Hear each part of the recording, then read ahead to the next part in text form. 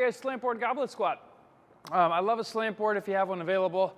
It's definitely better than, say, a plate with your heels on the plate. But if that's what you got, that's what you got. One of the big issues I see sometimes is people will put their whole foot on the slant board. I'm not a big fan of that option. You end up getting a lot more effort and energy put into just not going down, and you get a good bit more shear force in the knees from that variation.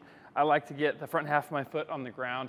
From there, recognize we're trying to emphasize knee flexion through artificially improving our ankle ability to flex, right? So we're trying to keep our torso as upright as we can. The more I bend over, the more I'm getting into hip flexion. We're intentionally trying to avoid some of that hip flexion and bias more of knee flexion in the slant board squat. So keep that in mind. The ego's gonna get left behind a bit, because in this variation you certainly won't move as much weight.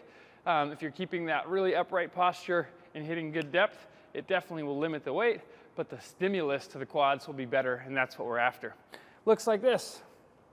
Get a dumbbell right up under the chin, weight on my whole foot, but if I were to pinpoint it, I'd say the ball of my foot on the big toe is really where I want to put the most of my weight.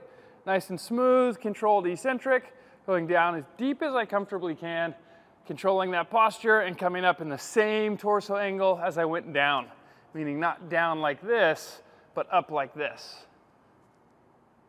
One more good rep.